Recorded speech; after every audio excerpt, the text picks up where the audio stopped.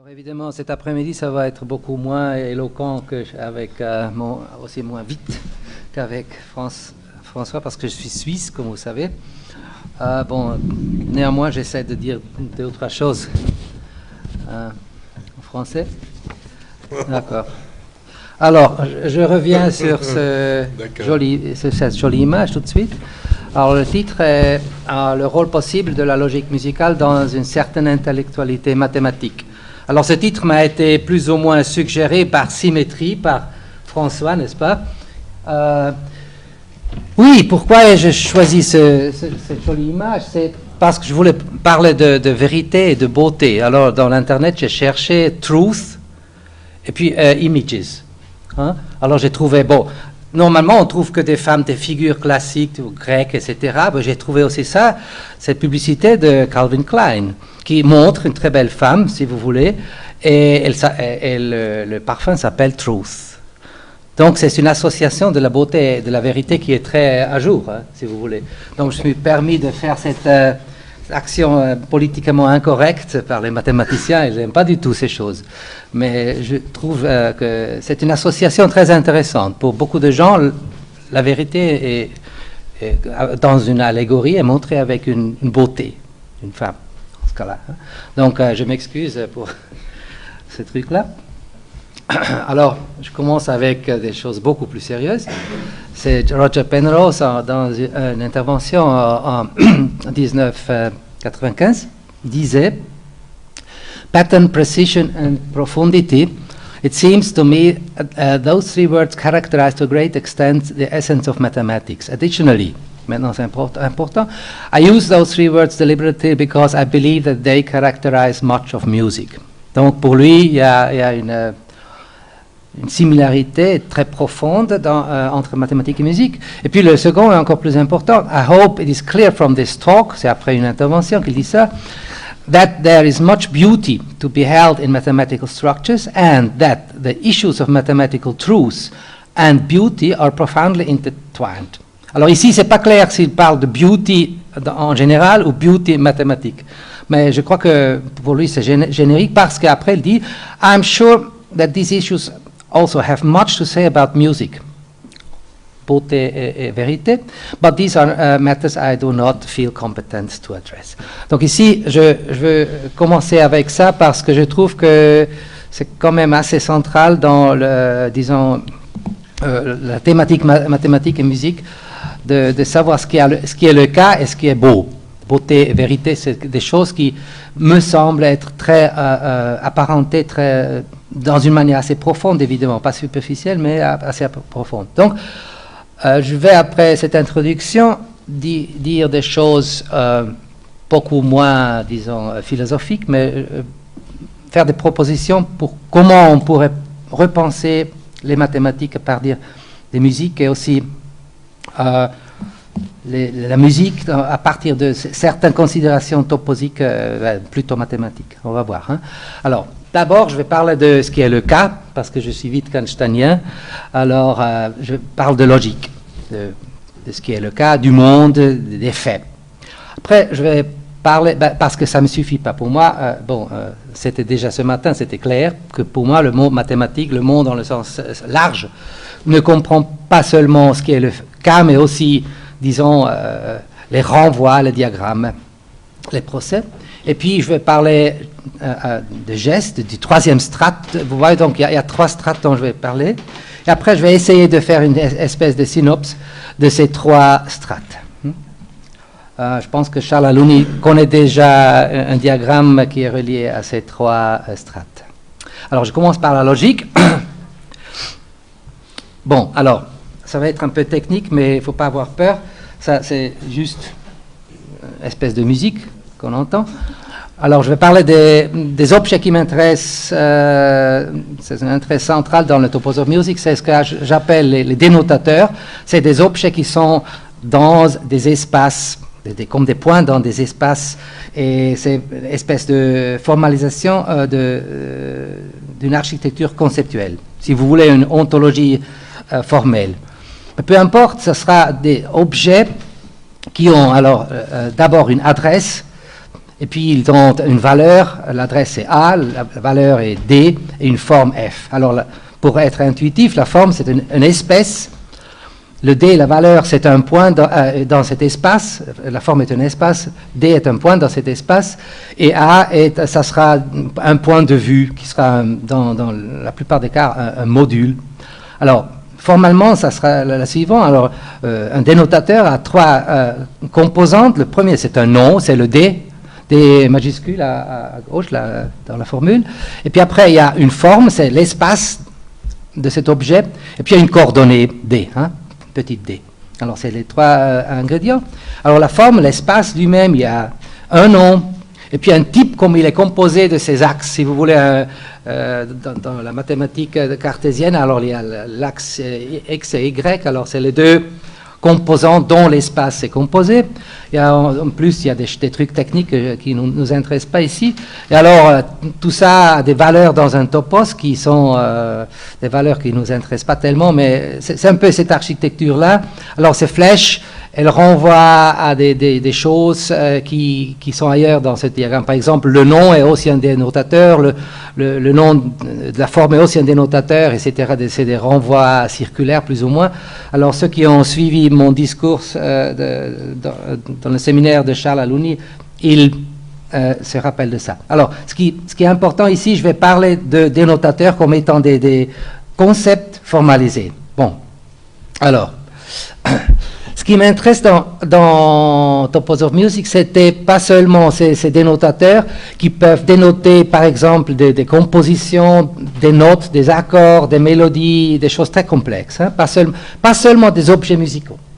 Ça, c'est une architecture qui comprend aussi des objets tout à fait généraux, comme des livres, des choses comme ça, formalisés dans la manière de tech, ou la tech. Donc des structures complexes, etc. Bon, alors ici, ce qui m'intéresse, c'est former un modèle de tels objets, dans le sens de dire quels objets ont une certaine propriété. Alors, dans la théorie des modèles, on appelle ça des formules ou des expressions prédicatives, des formules comme ça, des noms, quoi, par exemple, expression I. Alors, l'expression I montre dans un monde de dénotateurs, d'objets. Et alors, on veut dire la propriété XI est le cas pour certains dénotateurs. Alors, ça veut dire qu'on a une application qui envoie chaque expression à son extension. Alors, il y a le D, il y a d'autres trucs qui ont cette propriété. C'est-à-dire où la propriété est le cas. Par exemple, si tu prends la propriété d'être la dominante dans Do majeur, alors il y a certains accords qui ont cette propriété, d'autres ne l'ont pas. Bon, c'est ce formalisme tout à fait standard de la modélisation. Alors, il y a d'autres expressions. Alors, ce qu'on veut savoir ici, ce qui m'intéresse ici, justement, c'est la facticité. Qu'est-ce que ça veut dire dans ce formalisme que j'utilise? Qu'est-ce que ça veut dire?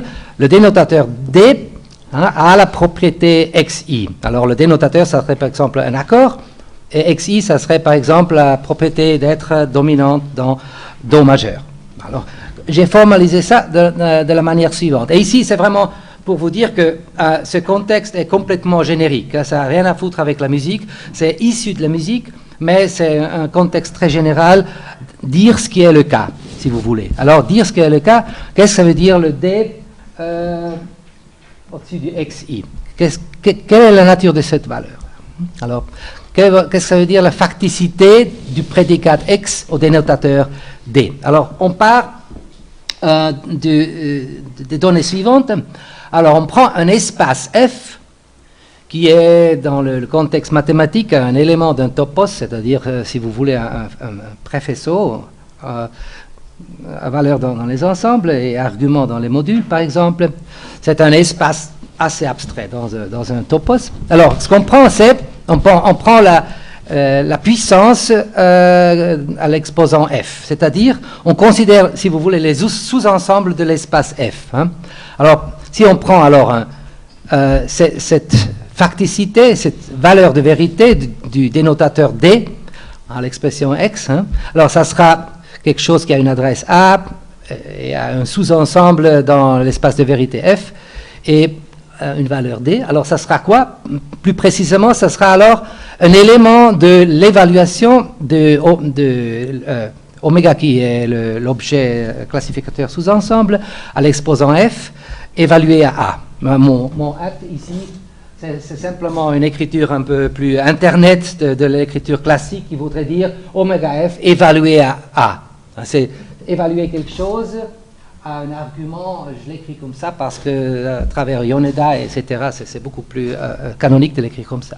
Donc, bon, qu'est-ce que ça veut dire concrètement? Ça veut dire, si vous connaissez la théorie, ça veut dire que D est un sous-foncteur du produit du foncteur représentable de A.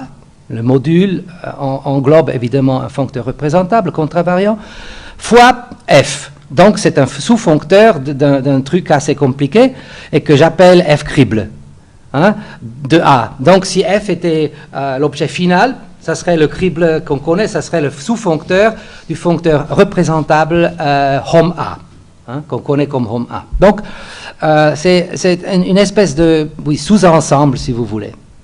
Bon, c'est ça les valeurs de vérité. Donc, alors on peut résumer, on peut dire que la coordonnée D de vérité du dénotateur est un F crible de A. C'est ça, disons, l'architecture générale. Bon, maintenant on va faire des exemples parce que comme ça on comprend encore rien. Alors, le premier exemple est l'exemple classique. On part du zéro module, vraiment le zéro module sur le zéro anneau, tous les zéros.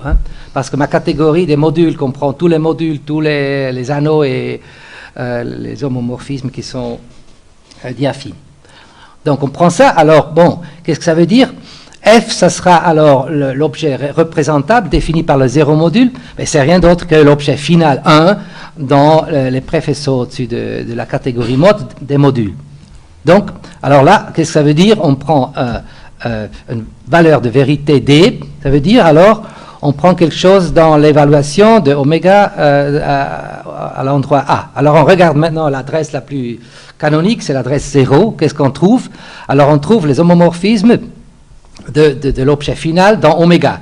C'est rien d'autre que l'ensemble des cribles, des sous-foncteurs de mon objet final. Alors ça, c'est vraiment les valeurs classiques dans la théorie toposique, dans la théorie des topos. Les valeurs de vérité sont les sous-foncteurs, c'est-à-dire les cribles de l'objet final. Donc là, on a ce cas spécial, et des valeurs spéciales qu'on connaît, c'est par exemple le sous-foncteur qui est le même, c'est le foncteur total, alors c'est ce qu'on appelle vérité, et l'autre c'est le sous-foncteur vide, qui est alors le faux. Alors vous trouvez ici les valeurs classiques, je veux dire, alors qu'un cas très particulier, c'est le faux et le vrai, et la logique toposique, parce que c'est la logique des sous-foncteurs, c'est-à-dire des cribles de l'objet final. Bon, ça c'est un cas, si vous voulez, classique toposique, logique toposique ici. Bon, alors, le second cas, c'est, vous prenez le module qui est le groupe du cercle. Alors là, vous prenez... Ça, c'est le groupe du cercle. Si vous avez un angle, ça vous définit un sous-ensemble de tous les angles de 0 jusqu'à E. Alors, qu'est-ce qu'on prend ici? Alors, qu'est-ce que ça veut dire?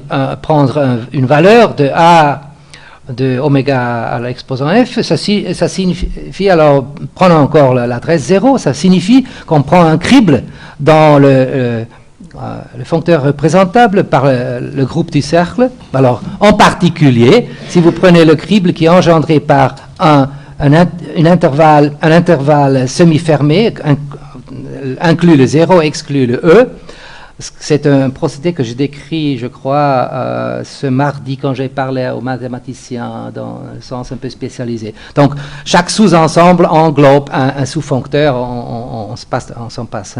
C'est quelque chose de très canonique. Donc, ça veut dire, en particulier, ce D est une valeur floue dans la logique fuzzy qui, allant de 0 jusqu'à tout le cercle, ça serait 1, et puis vous avez tous les pourcentages jusqu'à E dans le cas présent. Donc, vous avez la logique, inclus ici la logique floue, comme un cas particulier.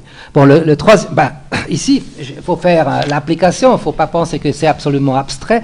dans le logiciel Rubato, par exemple, j'ai un module qui s'appelle Harmorubet, qui fait de la analyse harmonique. Et ici, vous avez une pièce, vous avez une suite d'accords ici, et vous voyez, alors, c'est où ici? De gauche à droite, c'est chaque accord ici est dans une colonne, et à gauche, vous avez toutes les tonalités. Alors, D, c'est en anglais, ça veut dire Ré, hein. Et alors, la tonalité est D, alors bon, ici, et puis après, on change la tonalité, on retourne à Do, etc. Et chaque fois ici, on a une valeur classique de Riemann, hein, dont le petit S veut dire sous-dominant dans la tonalité mineure. Et le grand S, ça veut dire sous-dominant dans la tonalité majeure, hein. Donc vous avez une suite de valeurs ici qui sont calculées avec ce logiciel. Alors, tout ça se calcule en utilisant ici une logique floue, où vous voyez chaque accord ici, c'est cet accord-là, hein, c'est cet accord numéro 58 ici, non, numéro 50 ici. Il a 3 notes qui sont celles-là. Alors la machine calcule pour chaque, si vous voulez, prédicat, qui consiste d'abord d'une tonalité, ici c'est Do, hein, Do dièse, quoi, non, c'est dièse, oui. Do dièse, oui. Do dièse. Ré, etc., ici toutes les tonalités, et ici les valeurs, hein. Ça c'est tonique, majeur, dominante majeure, sous-dominante majeure, et ici le même mineur. Alors vous voyez ici la valeur sous-dominante mineure de Do, hein, c'est cette valeur-là. Bon, c'est pas encore calibré de 0 à 1, mais c'est la même chose. Donc ici on utilise vraiment la logique floue, hein, pour définir à la fin un chemin harmonique. Donc le logiciel utilise vraiment ces valeurs abstraites que je viens de démontrer. Si je comprends bien, ça veut dire que la fonction de S, je ne sais pas si c'est sous-dominante ou quoi majeure, oui, est prépondérante dans ton accord lorsqu'il est en Do majeur, c'est ça? Oui, parce que ce qu'on fait, n'est-ce pas, en effet, on calcule tout un chemin, hein, ici, harmonique si tu veux. Bon, alors on fait une optimation dans le sens que on cherche le chemin qui est le plus, disons, a une valeur maximale pour une certaine qualification, hein. On compare tous les chemins, on regarde ce qui est le meilleur, et les valeurs sont calculées en utilisant tous ces nombres, etc. Donc la musique fait ce chemin-là et passe à travers cette valeur-là, hein. Bon. Donc je veux dire, c'est des choses qui sont utilisées, enfin, seulement pour... croyez pas que c'est des choses comme ça dans l'air. Alors le troisième cas spécial, c'est un cas que tout le monde connaît. Alors on prend le module Z12, hein, c'est le cercle des tonalités chromatiques. On prend alors le foncteur représenté par ce Z12. Alors qu'est-ce que ça veut dire ici? On prend un crible dans A fois Z12, si A est le module d'adresse. Alors pour adresse 0 encore, on retrouve évidemment des sous-cribles, des cribles dans Z12, dans le foncteur de Z12. Alors, prenons les valeurs spéciales, par exemple, prenez un accord normal, C, par exemple, un accord, je ne sais pas quoi, une triade, n'importe, dans Z12, et le foncteur associé D. Alors, ça c'est des valeurs particulières. Ou alors, prenez l'adresse A, qui est la Z, les entiers à la puissance 11e, alors ça vous donne les séries dodécaphoniques, et prenez par exemple l'adresse A égale à notre module Z12, hein.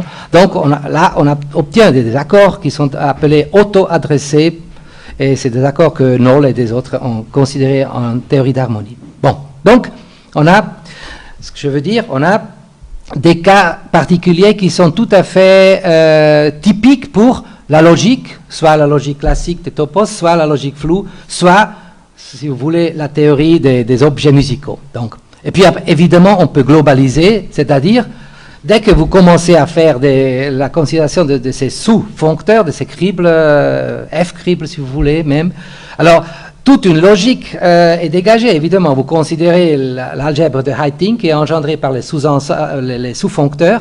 C'est toujours une algèbre de Heyting complète. On peut démontrer ça.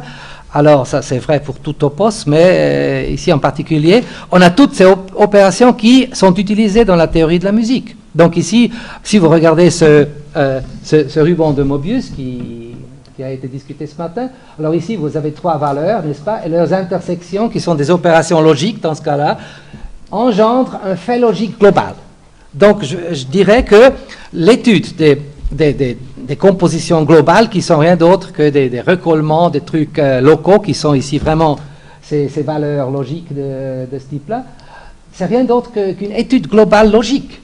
Donc, ce que je dis ici, c'est que la théorie de la musique, que j'ai fait beaucoup de portions que je viens de faire dans Topos of Music, c'est des études d'une nature logique. Si vous engendrez logique, dans le sens que vous pouvez avoir ici des exposants, et non seulement F, et non seulement l'objet final. Bon, donc, résumé, les dénotateurs de vérité sont associés à une formule prédicative, qui alors pourrait être justement sous-dominante, mineure, etc., des choses comme ça, avec toutes les combinaisons formelles de ces syntaxes qu'on connaît. Alors, ça c'est des compositions locales d'adresse A dans la forme de vérité F. Composition locale, en théorie mathématique de la musique, c'est exactement des sous-foncteurs de ces produits foncteurs représentables de A fois F. Ça, donc, les valeurs sont vraiment des objets de la théorie générale de la musique, que tu peux contester, tu peux dire, bon, ça n'a rien à foutre avec la musique. Bon, moi, j'ai démarré avec ce style maintenant. Et bon, il généralise et unifie alors deux choses, les valeurs et vérités toposiques et phasiques, comme j'ai montré, et des objets classiques de la théorie de la musique. Et puis, comme j'ai dit, on peut globaliser de façon évidente. Donc, on peut dire que on étudie des choses si vous voulez, qui sont de très grand intérêt musical, mais c'est une étude complètement, disons, de type logique de Heiting, logique des topos. Bon, alors ce qui est très important ici, que je viens de l'annoncer dans mon résumé, c'est que, alors, dès que vous avez alors deux espaces de vérité, pas un seul, deux, et vous avez une transformation naturelle entre F et G, petit f, alors là, ça englobe évidemment une transformation naturelle de l'exposant, c'est-à-dire de vérité de F dans vérité de G, qui marche comme suit. Alors, vous prenez une adresse, alors l'évaluation à l'adresse, ça vous donne pour un F crible D, vous prenez simplement son image qui existe toujours, n'est-ce pas? Alors, son image, c'est un F crible de A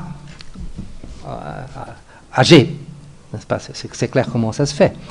Parce que la transformation de F à G, évidemment, englobe une transformation ici de ce produit. Donc, comme les images existent dans tout topo, ça marche. Bon. Alors, ça veut dire, alors, partant du prédicat ici, vous avez son image, n'est-ce pas? D avec index F de X. Alors, vous partez de cette valeur de vérité, et son image, ça sera une valeur de vérité dans l'autre espace G. Plus dans l'espace F, mais dans l'espace G. Alors, ça, vous pouvez faire avec toute flèche entre deux espaces de vérité, n'est-ce pas? Alors, si vous pensez à ça, ça veut dire que ici, vous avez tout un monde d'espaces de vérité que vous pouvez comparer en utilisant des transformations F. Donc, ça vous donne, pour chaque prédicat ici, ça vous donne tout un ensemble d'images, de valeurs de vérité variées selon ces flèches-là. Et alors qu'à la fin, évidemment, vous avez une seule flèche qui termine dans l'objet final. Ici, la seule flèche, exclamation de G dans cet objet final. Donc, ça englobe évidemment que vous avez aussi la valeur finale. Donc, ce que je veux suggérer ici, c'est que les études de ces valeurs, ce sont des évaluations dans tout un monde une logique variée, qui, à la fin, si vous voulez, à la limite, dans l'objet final, ça vous donne une valeur, si vous voulez, toposique. Donc ici, je ne sais pas où je me situe ici, mais de toute façon, c'est ça ce qui est encore contenu dans mon Topos of Music. Et c'est quelque chose que je considère profondément intéressant pour les mathématiciens aussi, parce que eux, ils cherchent toujours les valeurs de vérité ici, n'est-ce pas, dans le final. De préférence, true ou false. Mais je ne sais pas si l'évaluation avec des valeurs qui sont plus générales peut donner des valeurs de vérité qui sont peut-être intermédiaires, mais sont plus intéressantes. C'est-à-dire, c'est pas si ici on pourrait dégager une étude disons, de la dynamique des mathématiciens envers la démonstration d'un théorème, chercher des valeurs qui sont intermédiaires, qui sont pas encore, qui sont plutôt musicales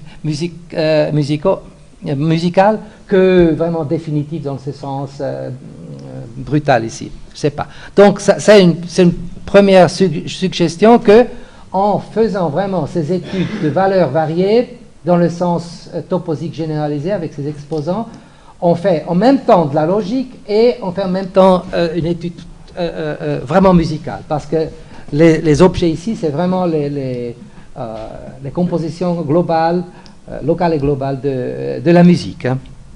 Bon, alors là, c'est une première idée.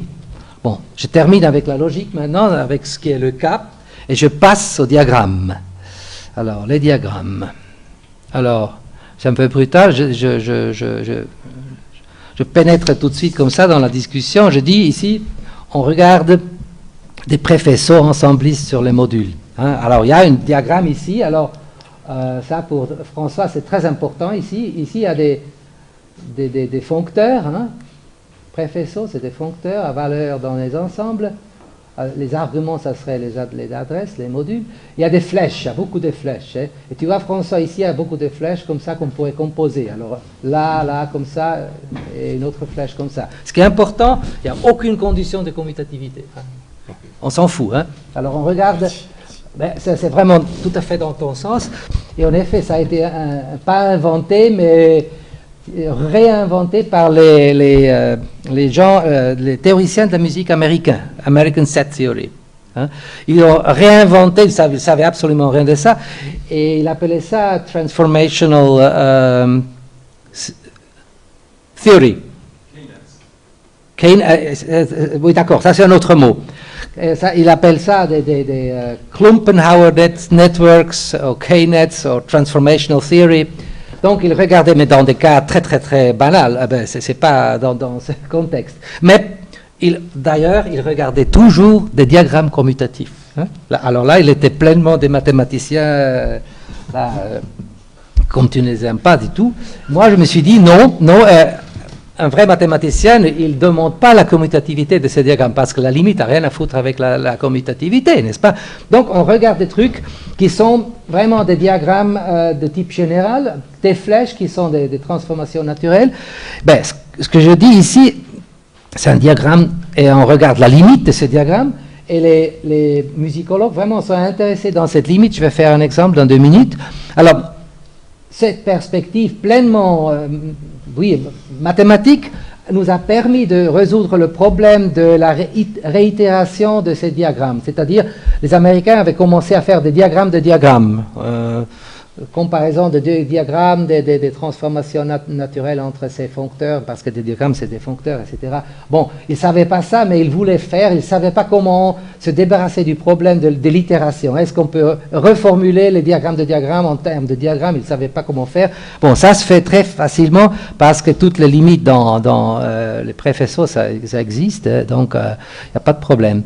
Et ça se trouve dans un article de Maureen Andreatte et moi, from a categorical point of view, K-nets as limit denotators. Ça va apparaître dans le perspective of New Music.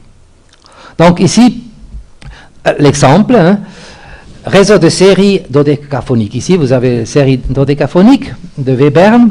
Alors, vous prenez ce diagramme très facile ici, hein, qui est commutatif, comme je pense, je ne me rappelle même pas. Oui, il semble être commutatif. Alors, vous l'évaluez ici à la 11e puissance de Z, et donc ça veut dire qu'à chaque endroit ici, vous avez une série dodécaphonique, comme je viens de dire. Alors, vous regardez ici, alors, des quadruples de séries dodécaphoniques qui sont envoyées l'une dans l'autre, utilisant ces transformations-là. Donc, c'est un élément de la limite. Hein. Donc, on peut considérer avec ça si vous voulez, des procès entre séries dodécaphoniques, procès qui sont décrits par des transformations de type musical. Hein. Donc ici, on arrive vraiment à décrire, si vous voulez, des procès de transformation de séries dodécaphoniques qui sont des objets très, très standards en musique. Donc je veux dire, alors ici, il y a des diagrammes qui ne sont plus des compositions globales ou locales. Donc, ce n'est pas des objets de vérité ici. Ça, c'est essentiel maintenant parce que je vais insister vraiment sur ça. Hein. Bon. Alors, avec ces diagrammes, on peut faire la même chose qu'avec les compositions locales. Vous prenez ici un graphe, qui est un diagramme sans valeur explicite, juste un objet graphique, si vous voulez. Prenez le sous-objet qui consiste juste de 3 flèches, un autre sous-objet qui consiste d'autres flèches, et vous prenez alors le produit fibré, qui est dans ce cas-là l'intersection, si vous voulez, qui est cartésien, qui est commutatif dans ce cas-là, alors il n'y a pas de problème hein, par construction. Alors là, pour chaque carte ici, alors ça c'est encore un graphe. Ici, tu mets des valeurs dans un certain module, c'est-à-dire des vraies valeurs par exemple des paramètres d'objets musicaux. Hein.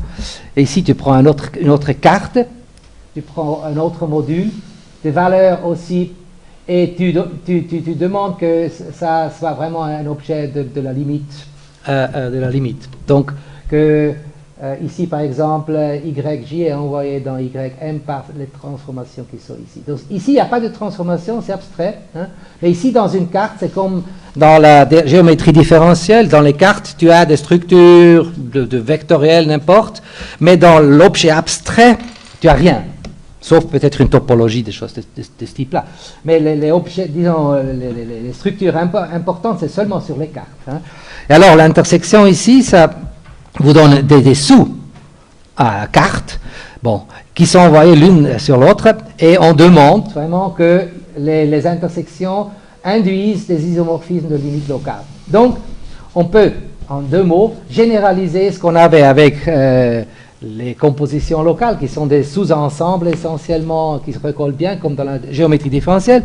On peut passer à des objets globaux qui sont de nature, si vous voulez, processuelle. C'est-à-dire, au lieu d'être des ensembles, c'est vraiment des objets qui sont connectés avec des flèches, hein, qui sont des diagrammes, des limites de diagrammes.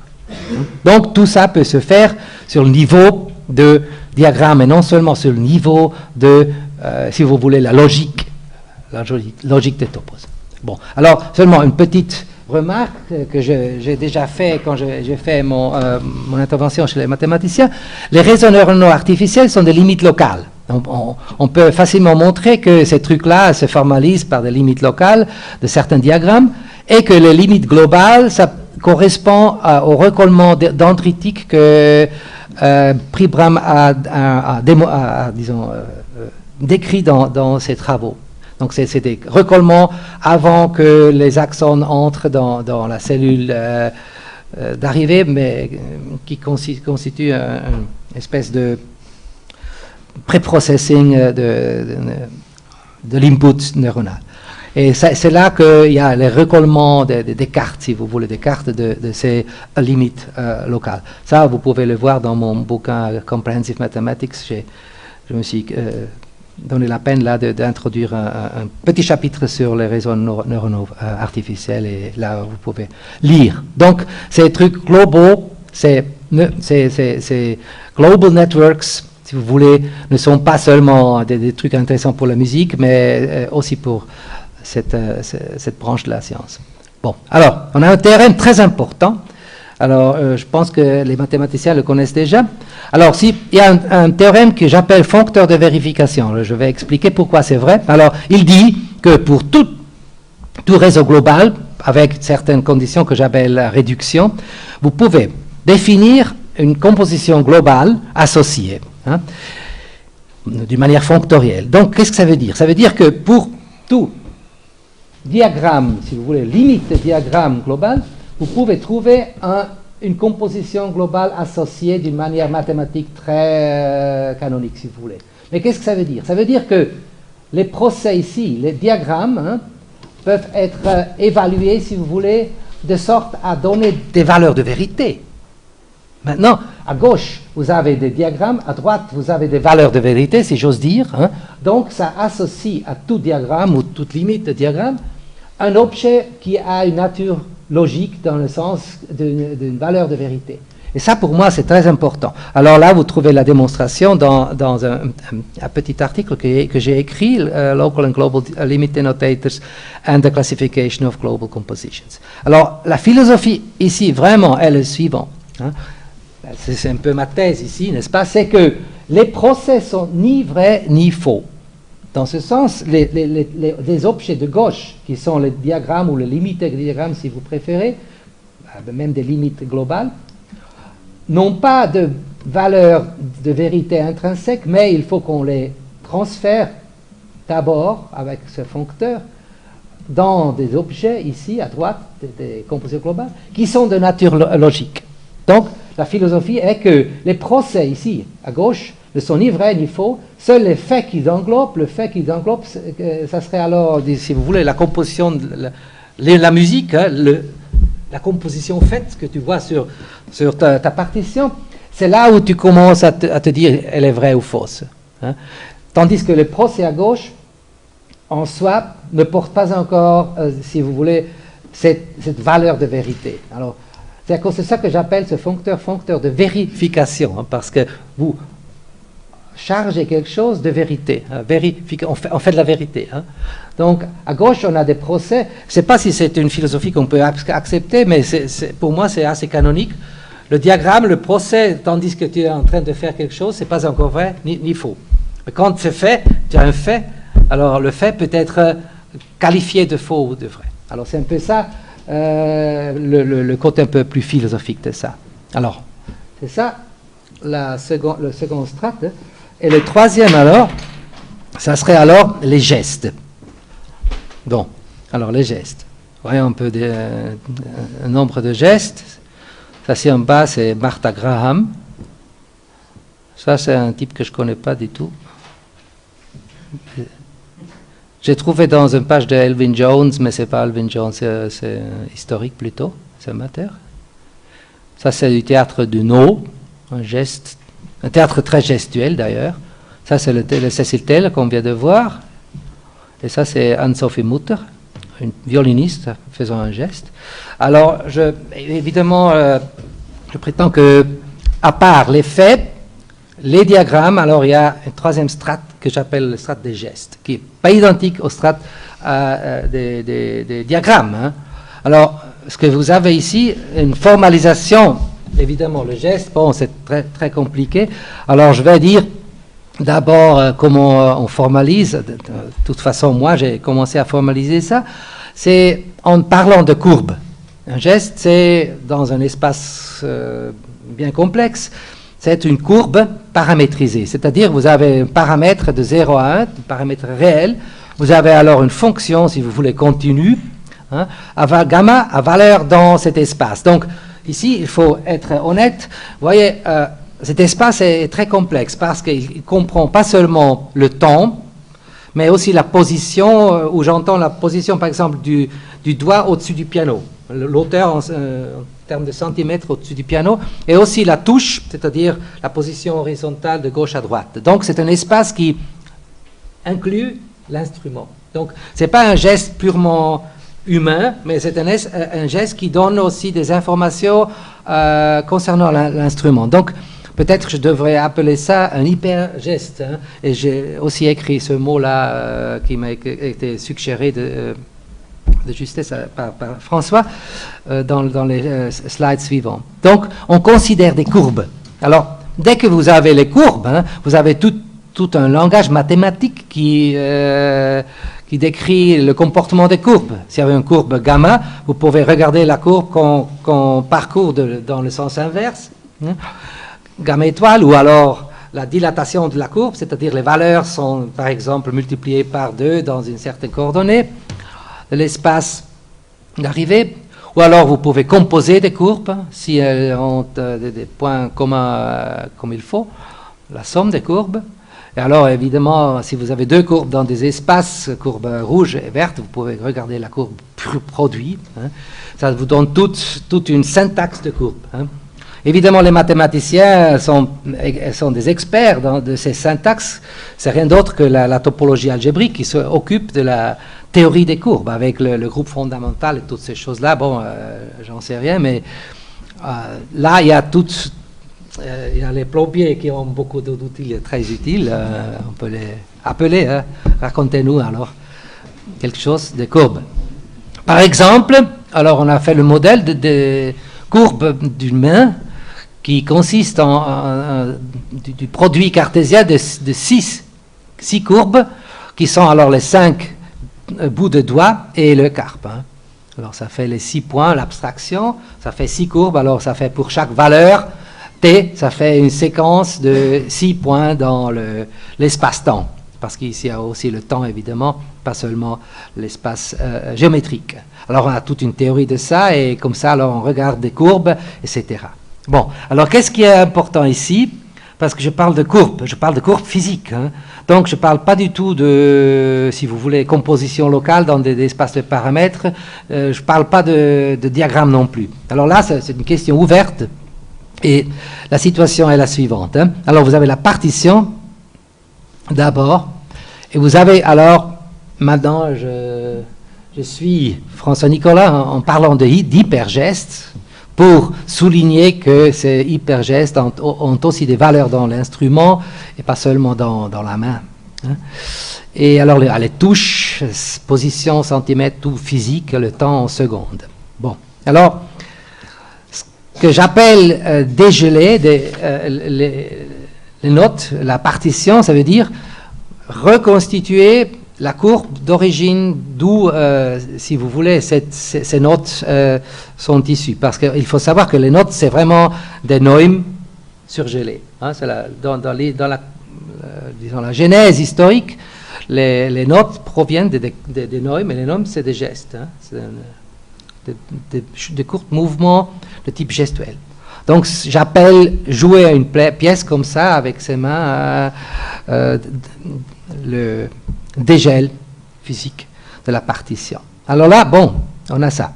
Mais ce qui manque ici, c'est justement, si vous voulez, une description plus abstraite, une description plus schématique de ces gestes. Parce que ces gestes, c'est des trucs qui sont bon, la topologie algébrique, c'est joli, mais il y a quand même une pensée, si vous voulez, plus symbolique qui est derrière une telle courbe. Hein, n'est-ce pas?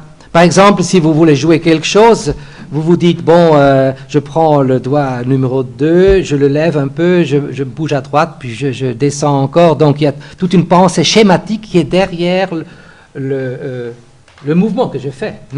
Donc, ce pensée schématique, je l'appelle hypergeste symbolique ou diagrammatique, si vous permettez, qui consiste aussi de courbes, mais de courbes qui sont physiquement impossibles. Parce que, par exemple, cette courbe-là, la courbe bleue, regardez, ici, on change, on descend la touche, on descend la position jusqu'à ce qu'on soit arrivé au point final de la touche, on reste, et puis on monte, et puis ici, vous voyez, avec vitesse infinie, ici, orthogonalement au temps, on change de touche, on descend. Ce qui est vraiment écrit ici, dans la partition, c'est exactement ça. C'est pas ça. Hein. On fait suivre avec distance 0, hein, cet intervalle de cet intervalle ici. La distance ici est 0, hein, ici aussi, 0.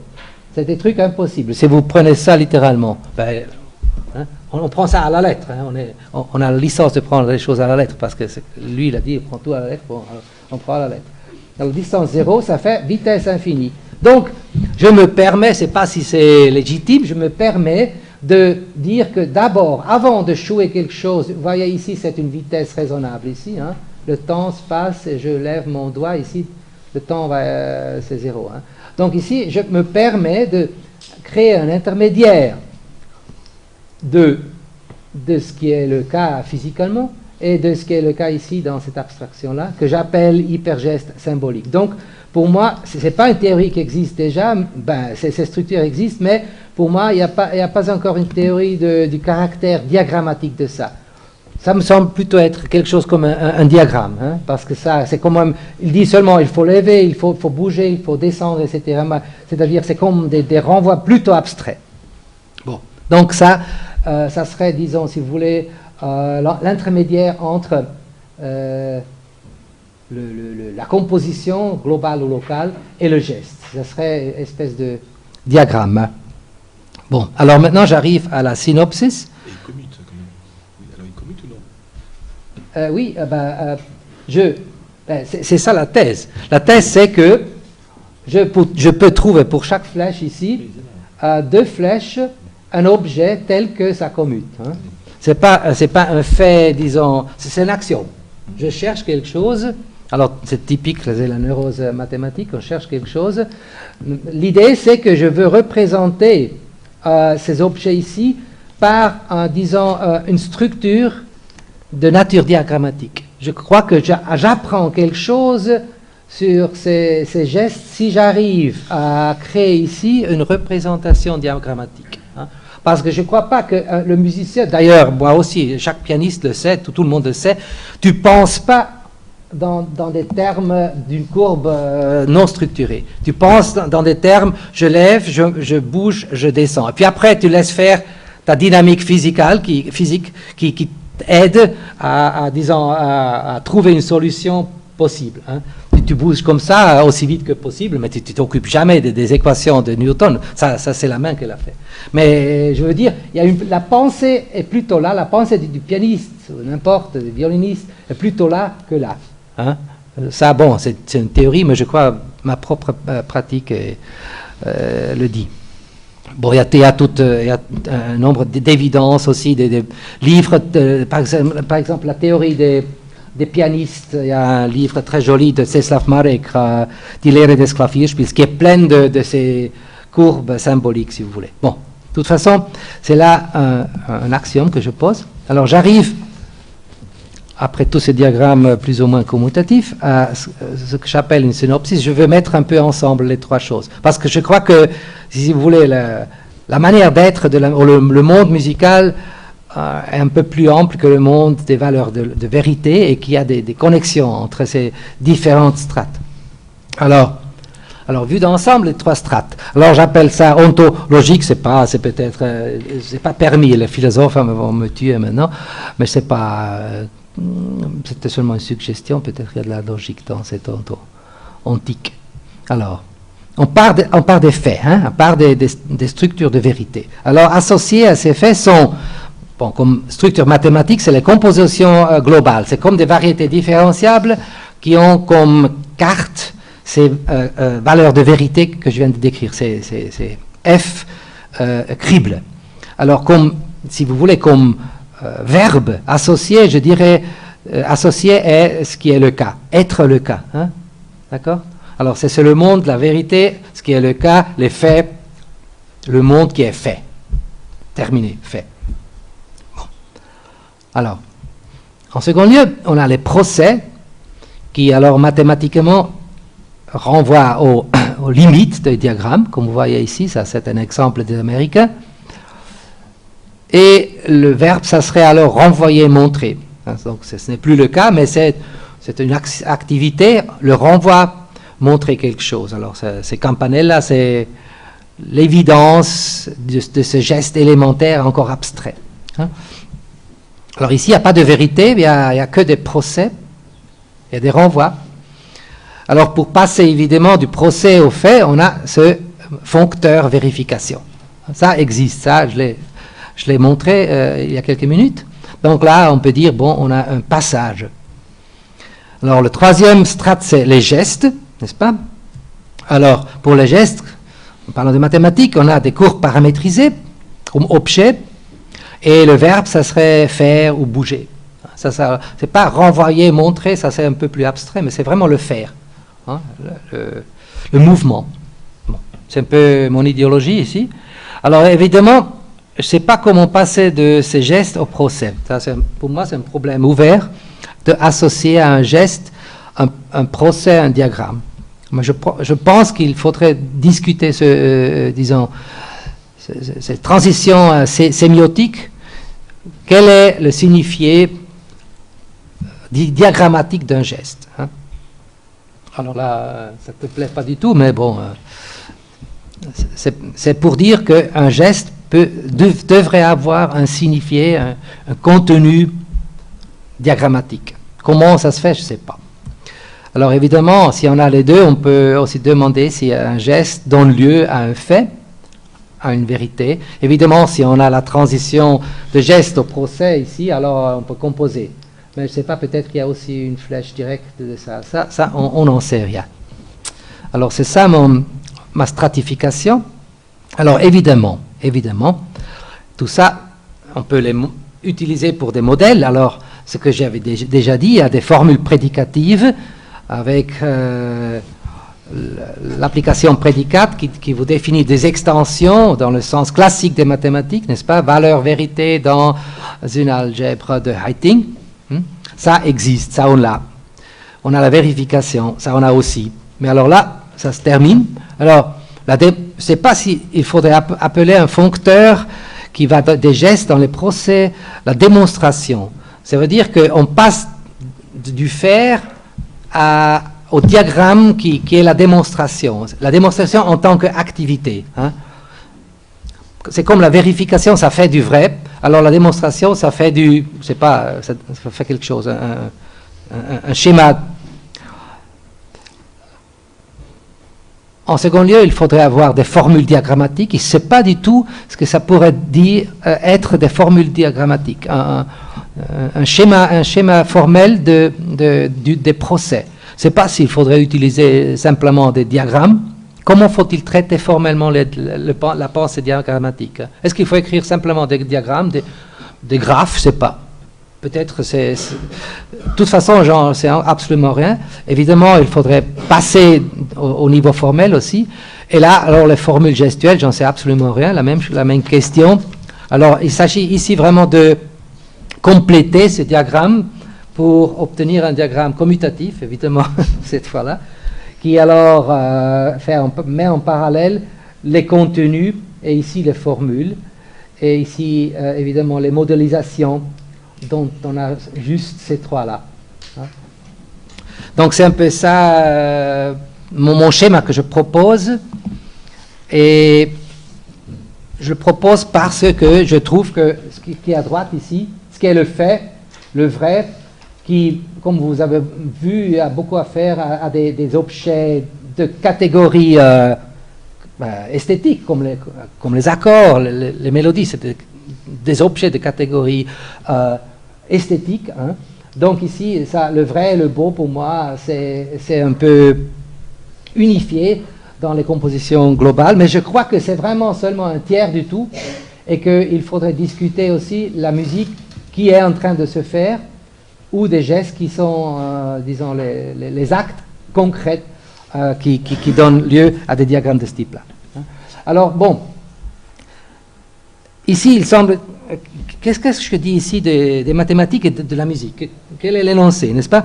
J'avais commencé avec des formalismes mathématiques qui, en même temps, traitent d'objets de la musique, théorie de la musique, théorie mathématique de la musique, si vous voulez, et d'objets de vérité, donc qui pour les mathématiciens et les musiciens sont de même intérêt. Hein. Et ici, j'étais passé à des objets qui sont plutôt processuels, et ici à des actes. Alors moi, je me demande vraiment si, vu que ça a le même intérêt pour les mathématiciens et les musiciens, ou musicologues, si vous musiciens, n'importe, si ici on pourrait vraiment passer à une discussion des procès mathématiciens.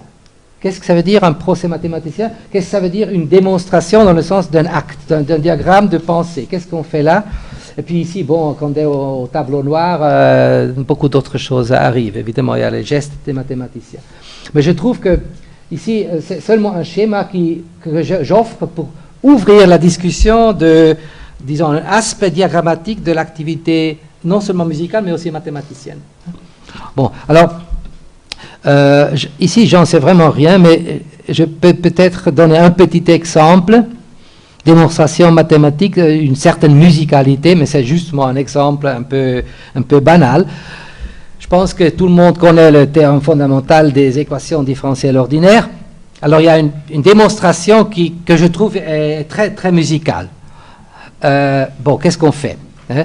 Alors, qu'est-ce qu'on se donne dans cette théorie? On se donne un champ vectoriel. Dans chaque point de l'espace, vous avez un vecteur, hein, avec des conditions qui ne nous intéressent pas ici. Et puis, vous avez des... Oui. Hein? Énonce-le. Oui, attends, j'arrive. Oui, je commence. Oui, à dire, qu'est-ce qu'on se donne, hein? Oui, tu as raison. Alors, on se donne un champ vectoriel, c'est-à-dire dans un espace à 3 dimensions, c'est le vent, la vitesse, la direction du vent, à chaque point. Et puis, vous avez une petite feuille que le vent bouge, là, et alors il s'agit de trouver une trajectoire, c'est-à-dire une courbe dans cet espace, telle que, alors, la vitesse de la courbe, la dérivée de la courbe en chaque point, ça égale à la valeur de ce champ vectoriel qui est donné. Hein. Donc, c'est typiquement la petite feuille qui est agitée par le vent ou le bateau qui est dans l'eau, qui prend une trajectoire, n'est-ce pas? Alors, le théorème n'est pas ça. Le théorème est qu'il y a une seule solution. Il y a une seule solution et une seule. Il n'y a pas diverses courbes qui passent à travers un point. Il y a une seule courbe maximale, etc. Il y a essentiellement, si vous voulez, une seule solution de ces courbes. C'est à cause de ça que chaque fois que vous avez un type de vent, un type de feuille qui est à un certain endroit, vous avez exactement une trajectoire. Bon, alors il s'agit de montrer que c'est vrai. C'est-à-dire, il y a toujours une telle courbe unique comme solution. Hein. Alors, la démonstration, je trouve, est assez musicale. Il y a plusieurs démonstrations, mais une que je connais qui est très, très musicale dans le sens suivant. Hein. D'abord, vous dites, bon, l'espace de ces courbes, je ne sais pas combien d'éléments vous avez dedans, peut-être une centaine ou un nombre infini. Bon, vous dites, j'ai toute une boîte avec toutes ces courbes dedans, qui sont les solutions. Hein. Alors, vous dites, bon, d'abord, vous faites quelque chose que j'appelle neutralisation. En musique, alors vous neutralisez une tonalité. La tonalité, ça serait ces courbes. Hein. Alors vous neutralisez dans le sens que vous vous dites, bon, je réinterprète l'ensemble de ces courbes dans un autre langage. Alors l'autre langage, c'est le suivant. Vous pouvez faire l'intégrale de l'évaluation de la courbe du champ vectoriel dans cette courbe. Hein. Vous prenez le champ vectoriel, vous avez n'importe quelle courbe, vous évaluez un point, vous prenez le vecteur du champ vectoriel, ça vous donne un vecteur, chaque argument de la courbe. Vous prenez l'intégrale de ça, et bon, ça vous donne une autre courbe, n'est-ce pas? Ça donne une autre courbe. L'intégrale d'une courbe, ça donne un vecteur, ça donne une autre. Chaque point, ça donne une autre courbe. Bon, alors vous prenez cet opérateur qui, pour chaque courbe, produit une autre courbe. D'accord? Hein? Bon, alors c'est un autre ensemble. Et dans cet ensemble, vous prenez le sous-ensemble, qui est complètement innocent, de ces courbes qui, avec cette intégrale, donnent eux-mêmes, qui restent fixes. C'est possible, non? Peut-être cet ensemble est vide, peut-être il est très grand, on ne sait rien. Bon, c'est ça l'autre aspect. Hein? Bon, et alors maintenant vous montrez, et ça c'est la neutralisation, vous montrez que ces deux ensembles sont les mêmes. L'ensemble des courbes qui résolvent notre équation, et l'ensemble des courbes qui sont stables sous ce opérateur, même ensemble. Donc vous regardez d'un autre angle sur les mêmes courbes, d'accord? Et le second, alors, c'est le suivant. Alors, dès que vous savez, vous regardez des courbes qui restent fixes sous cet opérateur, vous rappelez que, oui, dans un autre monde, je sais que certains opérateurs ont un seul point fixe. Hein? Alors, vous rappelez qu'il y a des opérations qui s'appellent contractions, hein? qui sont des rapprochements métriques, et vous savez, là, il y a un seul point fixe. Alors, bon, vous êtes heureux, modulo la modulation. Alors maintenant, il faut faire la modulation, ça veut dire, il faut montrer qu'il s'agit effectivement d'une contraction avec cet opérateur d'intégrale. Bon, là, c'est le point dur. Hein. Là, il faut travailler une page et demie comme ça. Ça dépend un peu des lemmes que vous supposez. Donc, je pense que, pour moi, cette démonstration est assez musicale, dans le sens que vous faites une réinterprétation, et puis après, vous faites une cadence, si vous voulez, etc. Bon, évidemment, c'est assez poétique, ce que je dis là, mais je pense qu'il faudrait... Très souvent, en mathématiques, on fait ces pensées-là. On réinterprète quelque chose...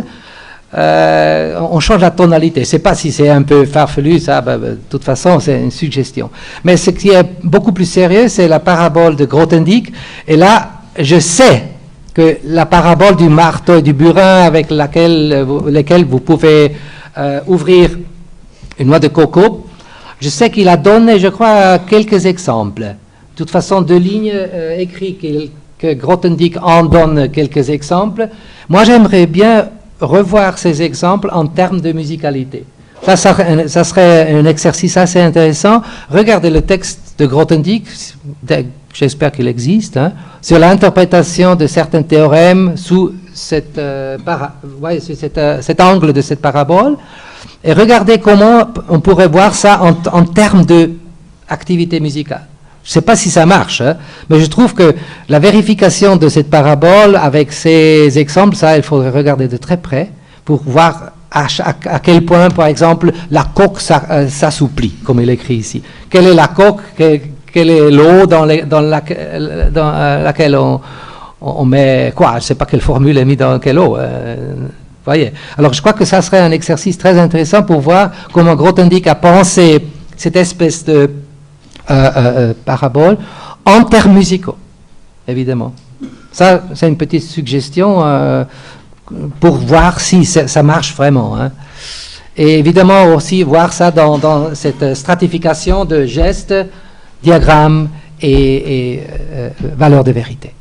Bon, je crois que c'est tout ce que j'ai à dire. Merci beaucoup.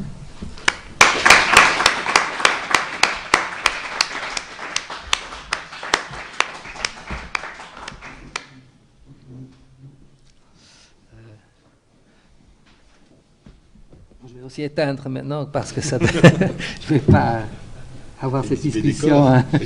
Les corps. Exhiber les corps. Pas du tout. Ah, voilà.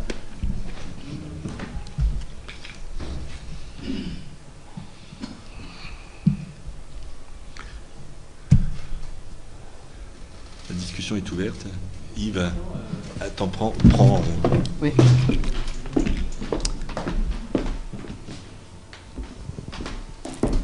Attends, j'arrive.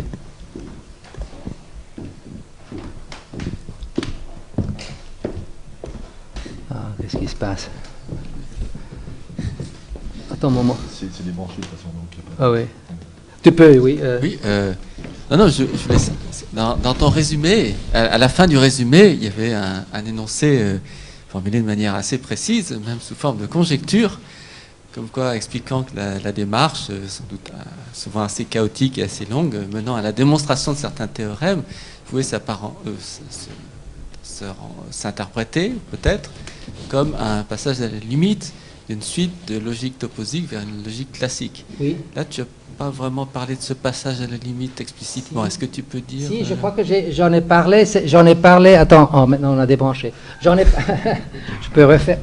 Non, j'en ai parlé quand j'ai parlé des passages d'espace de vérité, de F à G, si tu te rappelles, où j'avais différents espaces de vérité qui puis ont toujours une unique flèche dans l'objet final. Alors tu as tout le monde des divers objets et des valeurs de vérité dans ces objets. Et évidemment, chaque fois il y a une flèche unique qui montre dans la valeur finale, si tu veux. Alors c'est ça que j'appelais limite, dans le sens que est-ce qu'on peut comprendre la valeur finale à travers ces valeurs intermédiaires? Ça c'est la conjecture, n'est-ce pas? C'est pas une conjecture mathématique très précise, évidemment. Mais c'est... J'avais l'impression que tu avais en tête quelque chose de plus dynamique, quoi, où, par exemple, il arrive souvent lors d'une recherche comme ça que la solution apparaît parce que deux idées qu'on avait auparavant, mais qu'on n'avait jamais mises ensemble, se choquent et créent quelque chose de nouveau. Oui. Et c'est... Oui, mais ça se peut que, par exemple, l'intersection de deux espaces de vérité, ça donne un espace trivial, par exemple. Alors, que les deux vérités partielles, alors, se mettent ensemble et donnent, quand tu les vois ensemble, donnent peut-être une valeur qui est beaucoup plus restreinte, n'est-ce pas? Je pense que, oui, c'est un peu dans ce sens-là. Et là, il faut vraiment faire du travail, je suis tout à fait conscient. Pour moi, le plus grand problème, c'est comment réinterpréter le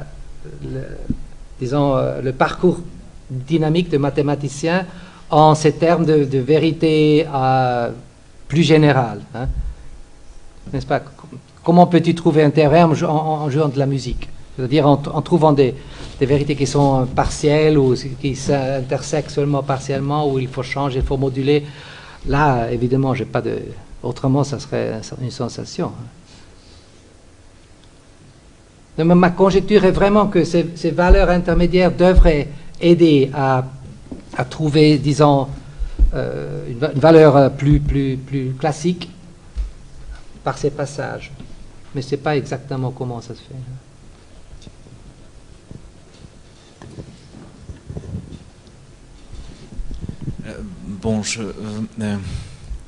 Disons qu'après le pape et le président de la République, tu nous as asséné un n'ayez pas peur au début, qui, un petit peu, je ne sais pas si tu as réussi à nous rassurer, vraiment un peu comme tes deux acolytes dans cet exercice d'ailleurs.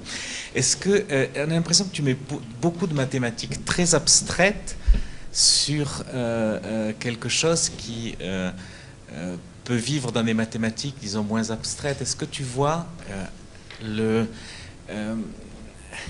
est-ce que tu vois des exemples un peu de ce que tu dis dans des mathématiques très simples, en fait? C'est-à-dire, est-ce que tu vois un lien, est-ce que tu vois une musicalité, disons, des mathématiques très simples, toi qui es à la fois mathématicien et...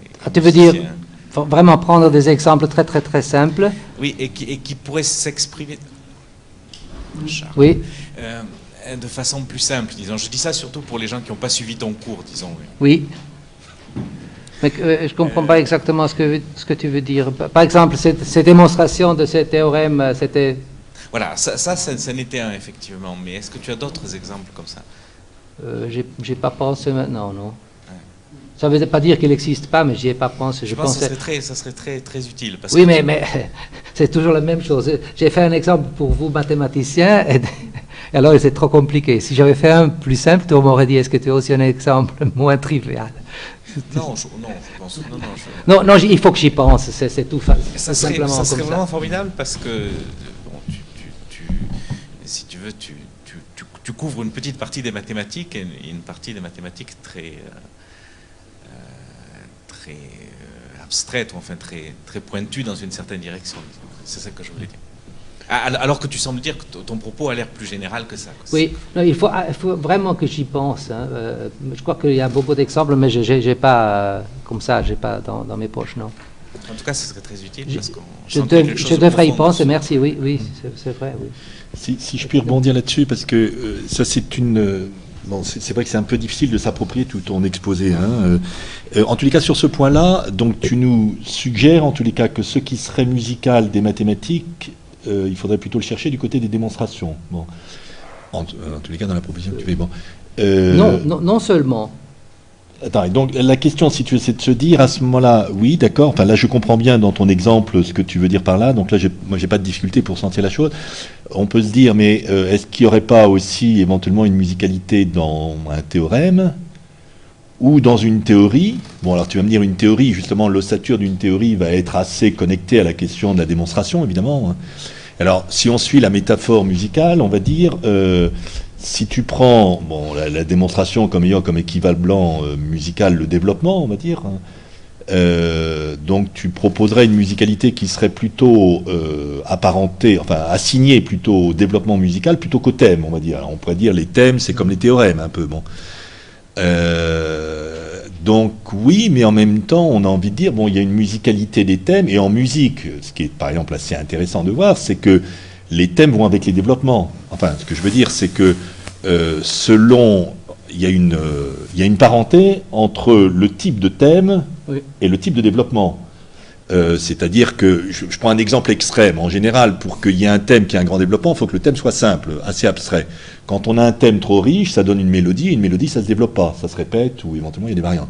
Donc on voit bien, en prenant les deux polarités, qu'il y a une connexion entre la capacité, la structure du thème ou de l'objet musical, et puis sa capacité de se développer.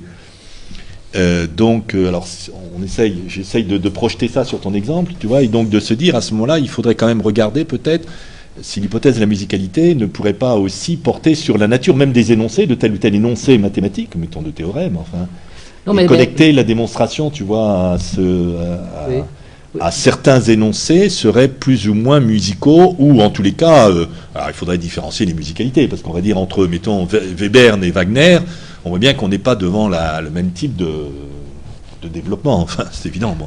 Et on n'est pas non plus devant le même type d'énoncé. Enfin, il y a une plasticité de l'énoncé wagnérien qui est bien connue, il y a une pluralité de l'énoncé wagnérien, puisque ça ne peut pas marcher seul, etc. Enfin, tu vois, je crois que si tu prends l'énoncé des équations différentielles ordinaires, là, je crois que cet énoncé ou ce lemme qu'on fait au début, qu'on identifie les deux ensembles de courbes, hein, je trouve que ça, en tant que structure musicale, devrait avoir une valeur de vérité beaucoup plus floue, beaucoup plus, disons, moins précise, dans le sens que c'est pas vraiment un résultat mathématique. Bon, évidemment, c'est un résultat mathématique qui est vrai, mais je trouve que sa position dans la démonstration est plutôt quelque chose comme, c'est pas un motif, pas un motif dans le sens grothendieckien, évidemment, mais espèce de structure qui est assez flexible, musicalement assez flexible.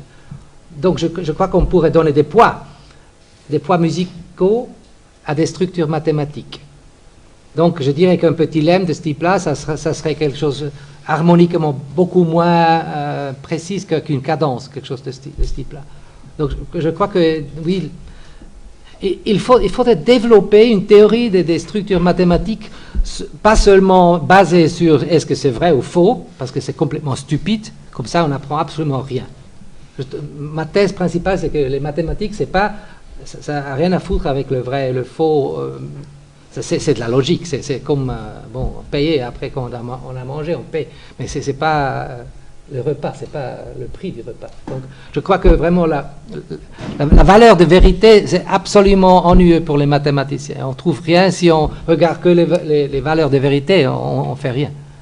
Donc développer une espèce de système de poids qui serait musical et qui vous aiderait à faire les mathématiques, bouger dans cette architecture de concepts. Hein. Je trouve ça extrêmement important. Et je ne sais pas pourquoi Penrose parle toujours de beauté mathématique. De quoi est-ce qu'il parle de beauté des figures ou quoi? Je ne crois pas du tout, non? Je ne sais pas qui connaît très bien Penrose ici, mais je crois pas du tout qu'il parle de beauté de figures, de triangles, des choses comme ça.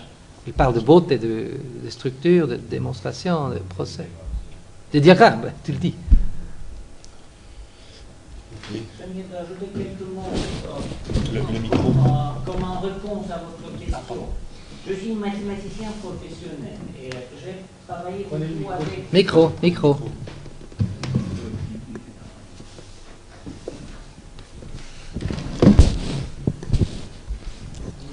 Je suis mathématicien professionnel et j'ai travaillé beaucoup avec des applications. Et je peux dire que les outils mathématiques sont les plus abstraits et les plus généraux.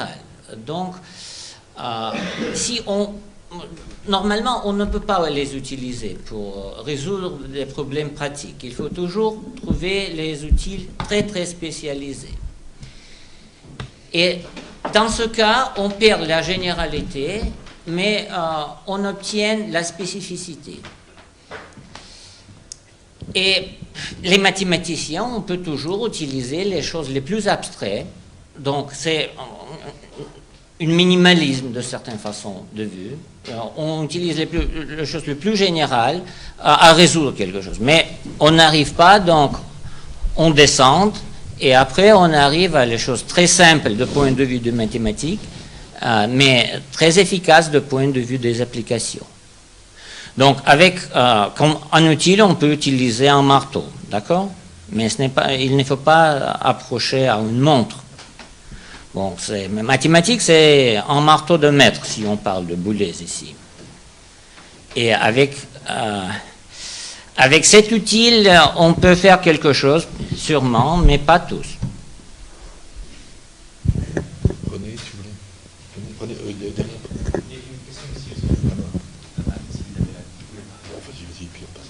Je commence.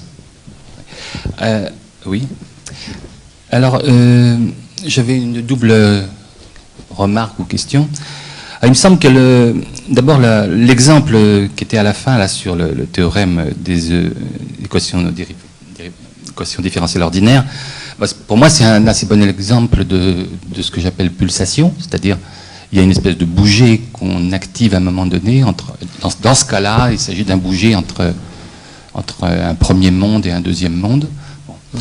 Mais je ne vais pas développer plus cet exemple-là, mais j'emploie le mot pour rappeler que, en fait, cette notion donc de pulsation, elle est omniprésente absolument, effectivement, comme tu le subodores là, elle est vraiment présente partout dans les mathématiques. Bon. Et peut-être aussi dans d'autres champs, par exemple dans le travail de la spéculation philosophique. Pour la musique, je ne m'avancerai pas. Alors, il se trouve que, puisque je parle de pulsation, il y a, dans l'exposé que tu as fait, il y avait une pulsation en jeu que j'ai perçue, qui me paraissait intéressante à détailler. Alors c'est une pulsation entre justement le premier pas, qui est le pas logique, et ensuite le pas diagrammatique. Voilà. Alors voilà un peu comment j'ai entendu les choses exposées, puisque bon, tu sais, moi je suis mathématicien, mais spécialement catégoricien. Bon, donc là il s'agissait d'objets de la théorie des catégories qui étaient mis sur la scène, et disons en gros de deux types d'objets qui ont fait l'intérêt des catégoriciens, en gros dans les années 1965 à 1985, qui sont les topos, et puis, disons, le diagrammatique, c'est-à-dire ce qu'on a pu appeler la théorie des esquisses. Alors, précisément, tu mets du côté des topos le logique, bon, ce qui est d'ailleurs un petit peu plus compliqué comme histoire, puisque les topos, ça n'a pas commencé comme une logique, ça a commencé comme une géométrie. Donc, d'un certain côté, ça a commencé dans du diagrammatique. Puis après, il y a effectivement eu le travail de découverte de l'intérêt pour la logique intuitionniste, particulièrement des topos. Bon, et c'est sur cet aspect-là, finalement, que tu mets l'accent avec le côté logique ici. Oui. Mais alors, ce qui est bon de savoir, finalement, c'est que dans la période que j'évoque, les catégoriciens, finalement, étaient, je dirais pas en lutte, mais il y avait deux atmosphères en pulsation, justement. Il y avait ceux qui faisaient des topos et ceux qui faisaient des esquisses. En gros, ceux qui faisaient du diagrammatique et ceux qui faisaient, je parle peut-être de la période plus restreinte, la période 70-80. Bon, il y avait en gros des gens qui se lançaient dans le travail logique sur les topos, et puis d'autres gens qui se lançaient dans le travail sur la théorie des esquisses, donc sur le purement diagrammatique. Voilà. Donc ça, c'est un état de fait intéressant, parce que on trouve justement à l'intérieur de l'école des catégoriciens purs, entre guillemets, parce que là, je ne parle pas évidemment des gens qui faisaient aussi des catégories tout aussi intéressantes, mais disons plus dans la géométrie algébrique, etc. Là, je parle des catégoriciens. Alors, donc c'était l'objet d'un choix, surtout pour les débutants, qui ne pouvaient pas tout faire à la fois.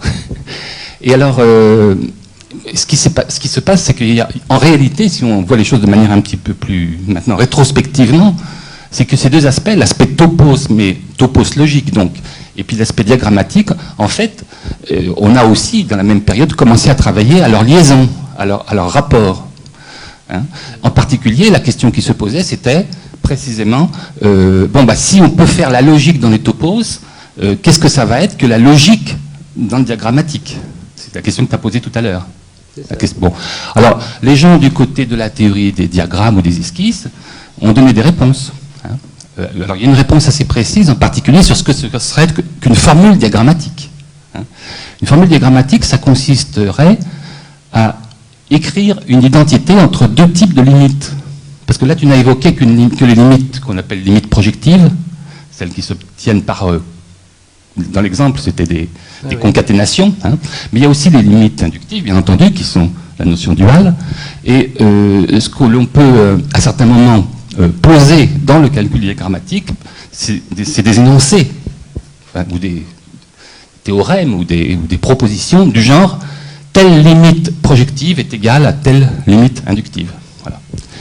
C'est-à-dire, telle chose qui est obtenue par recollement est équivalent à telle autre chose construite par concaténation, ce qui est la construction duale du recollement. Voilà. Donc, il y a quelque chose qui est de l'ordre de la dualité qu'il faut mettre en scène. C'est un élément de réponse sur... Une formule diagrammatique nous annonce que quelque chose qui se construit dans un certain ordre peut se construire par exemple, l'ordre de la concaténation peut aussi se construire dans l'ordre opposé. Tu vois, il y a une espèce de renversement qu'on dit, qui est l'ordre du recollement. Voilà. Et alors, pourquoi ça suffit? Parce qu'effectivement, à l'époque que j'évoque, dans les années 80, on a effectivement démontré que si on se contentait de spécifier des propriétés de ce type, alors ça suffisait. C'est-à-dire, c'était un langage, une manière de spécifier qui était équivalente, et même plus forte, mais en fait, qui suffisait, par exemple, à exprimer tout ce qui s'exprimait en logique du premier ordre.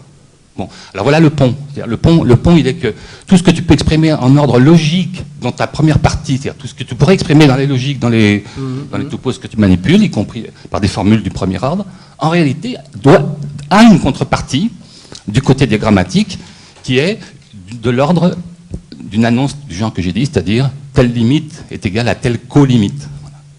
Voilà. Donc tu évoques une espèce de section, n'est-ce pas? Section de logique dans le diagrammatique. J'évoque le fait qu'on a pu construire une espèce de théorie des formules diagrammatiques qui, en fait, évite, en réalité, elle évite de recourir aux logiques. Oui, mais elle simule. Non, elle a la propriété. Non, mais ça, c'est le théorème qui nous permet de dire une bonne fois pour toutes qu'on n'a plus besoin de logique. Le logique est simulable. Oui, c'est ta section. Le logique est simulable dans le diagrammatique. C'est la section. C'est dans ce sens-là, c'est la section. Voilà. Maintenant, le diagrammatique est beaucoup plus puissant. Alors, c'est ça qui m'intéresse. Beaucoup plus large. Mais disons, les énoncés du type de ce que je viens de dire suffisent à reproduire le logique. D'accord. Hein? Mais en réalité, et c'est là que je termine là-dessus, quand tu veux analyser les preuves mathématiques, effectivement, c'est sous forme diagrammatique plutôt qu'il faut les analyser, hein, parce que très souvent, les preuves mathématiques ne consistent pas à se ramener à une formulation logique, et puis bon, on est plutôt dans l'ordre justement, de passer d'un objet décrit comme une certaine limite au même objet décrit comme une autre limite. Je donne juste un exemple, le cercle. Hein, le cercle, c'est évidemment à la fois une limite inductive, parce que c'est l'ensemble des points du plan qui satisfait une équation, une limite projective, pardon, c'est l'ensemble des points du plan qui satisfait une équation, donc c'est une limite au sens où tu l'as dit, c'est un noyau. Bon. Mais c'est aussi le cercle, le recollement d'un segment par ses deux extrémités, et ça c'est une limite inductive. Bon. Et alors le mathématicien il s'intéresse d'abord à savoir que ces deux choses sont le même. Bon. Voilà. Alors l'exemple typique d'énoncé que j'évoque, c'est le cercle construit par recollement de segments, c'est la même chose que le cercle ensemble des points du plan. Voilà. Et alors, en fait, ces énoncés-là sont suffisants pour décrire tous les énoncés mathématiques. Voilà ce qu'il y a.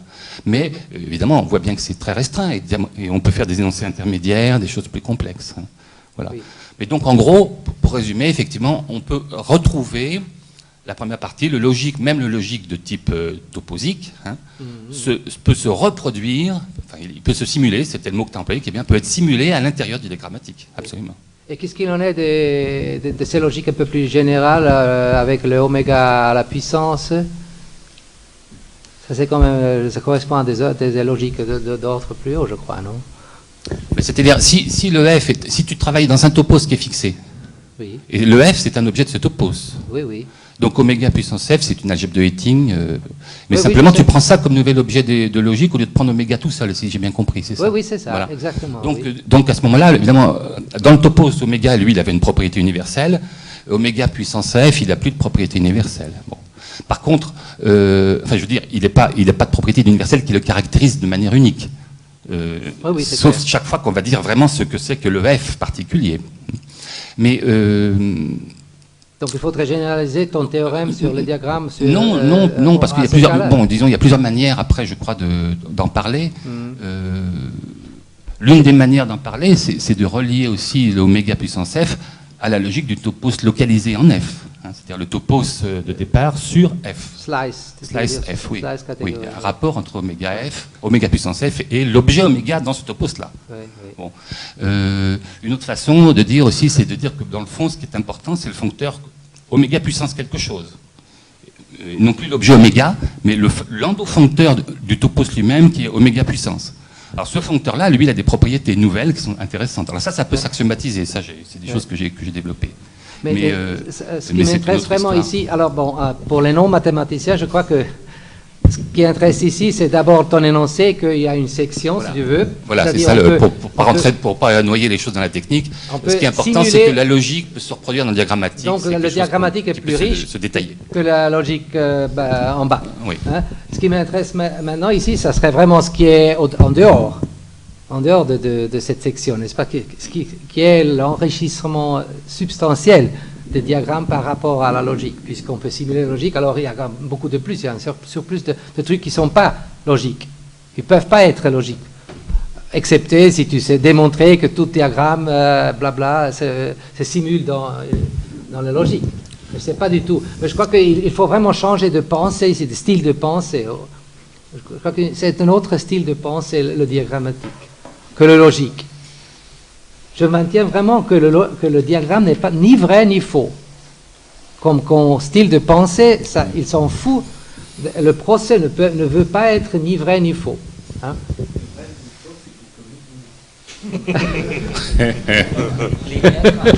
Oui. Mais Qu'est-ce à que ce moment-là, j'ai une question parce que. Oui, et attends, pardon. en même temps, enchaînons, excuse-moi là-dessus pour un peu approfondir, parce que le. Non, mais attends, on a le temps, on a une demi-heure, essayons de thématiser les choses, parce que sinon on va se perdre un tout petit peu. Ça a à voir quand même, moi, un point que j'ai pas bien compris dans ton exposé, c'est pourquoi tu avais besoin de passer du 2 au 3, c'est-à-dire comment tu es passé, enfin, logique diagramme, là, je vois à peu près, enfin, il me semble, puis après, tu nous rajoutes des gestes. Bon. Et, alors, je comprends musicalement le truc, mais je n'ai pas bien compris. Attends, simplement. D'abord, j'ai pas bien compris pourquoi tu le mettais complètement là, à gauche, et pourquoi il n'aurait pas pu être mis en même position par rapport à la logique que le diagramme. Oui. Et dans le cas de la musique, je vois à peu près, mais comme c'était un exemple mathématique, je n'arrive pas bien à voir si le diagrammatique. La démonstration, enfin, en mathématiques, qu'est-ce que ça donne? Le geste séparé du diagramme, si le diagramme était quand même, somme toute, l'engendrement du fait, et l'engendrement du théorème, donc on avait quand même, alors peut-être je dis des âneries, hein, mais enfin, j'avais cru, logique, c'était donc le théorème, le diagramme, c'était l'engendrement de la chose, donc quand même quelque chose qui est un peu proche de sa démonstration, et alors le geste, c'est le mathématicien qui est à la recherche de la démonstration du théorème. Oui, j'avais donné trois mots d'action, 3 verbes. Hein?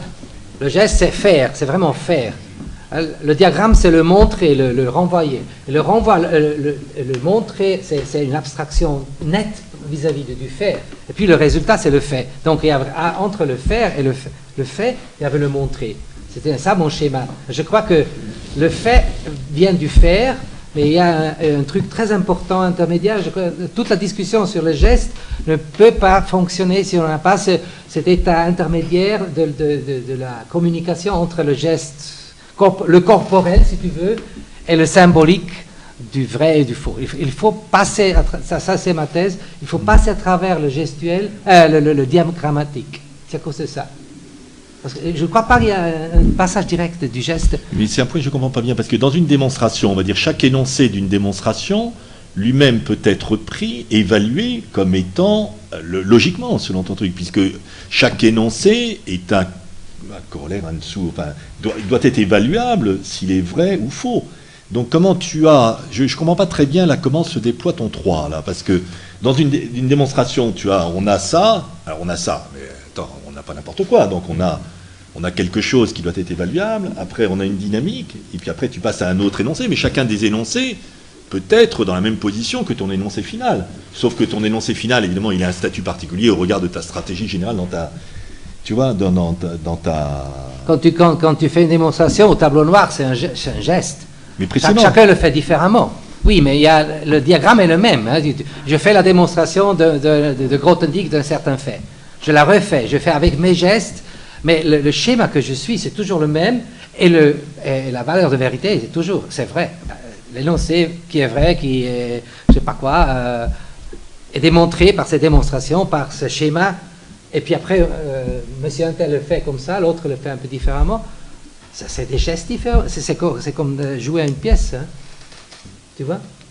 2 interprétations, il y a Gould, il y a Grothendieck, il y a Horowitz qui joue la même sonate. Non, mais l'équivalent des interprétations, c'est plutôt l'équivalent, me semble-t-il, de démonstrations différentes du même théorème. Si je fais une analogie, moi c'est à ça que ça me fait penser aussitôt, plutôt. Tu as 2 interprétations différentes, c'est comme 2 démonstrations différentes. C'est pas deux manières Non. différentes d'exposer la même démonstration. Non, il y a vraiment...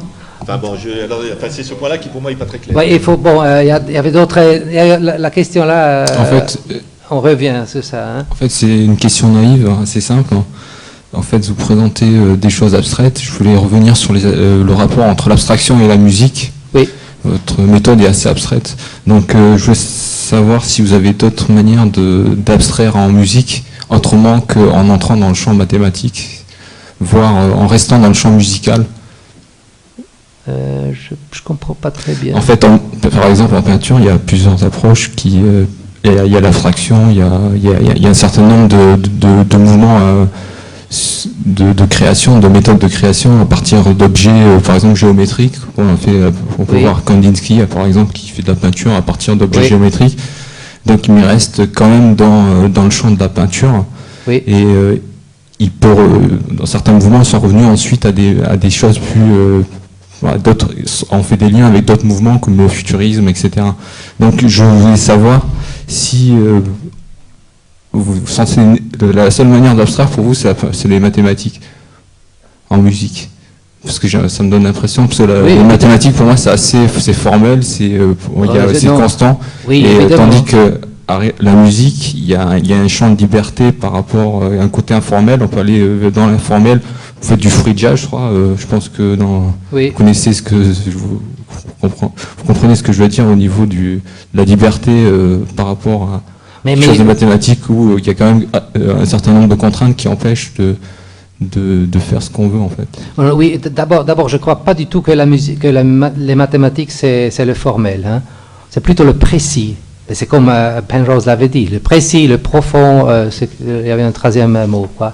Mais la formalisation, c'est pas le soupçon le plus important, c'est la précision et la profondeur, c'est-à-dire c'est une espèce de travailler les concepts d'une manière très précise et en même temps très abstrait, parce que la puissance, ça vient de l'abstrait, c'est l'abstrait qui est le concret. Bon, alors, je crois que vraiment les mathématiques, c'est la science de ça. Donc, par définition, il n'y a pas d'autre. Alors, le free jazz, c'est très précis. Hein. C'est extrêmement précis. Il n'y a pas de contradiction. C'est même Adorno qui a dit la vraie interprétation, c'est la précision infinie. C'est dans la correspondance avec Walter Benjamin qu'il a dit ça. Donc, il n'y a pas de contradiction du précis, c'est-à-dire du mathématique, si tu veux, et de l'artistique. Là, je trouve que c'est un point de vue très subjectif quoi, par rapport. Là, c'est un rapport du mathématicien avec la musique. Peut-être que vous êtes très mathématique. Non, je parle en tant que pianiste. Du free jazz de manière mathématique. Non, je parle en tant que pianiste maintenant. Hein. Oui, vous parlez en tant que mathématique, mais moi, de mon point de vue, je trouve c'est une définition très subjective, comme votre définition de la beauté, par exemple. C'est un point de vue. En fait, voilà, c'est. Donc, il faut démontrer ça d'abord, que c'est subjectif. Justement, c'est pas possible. Charles, pardon, vous pouvez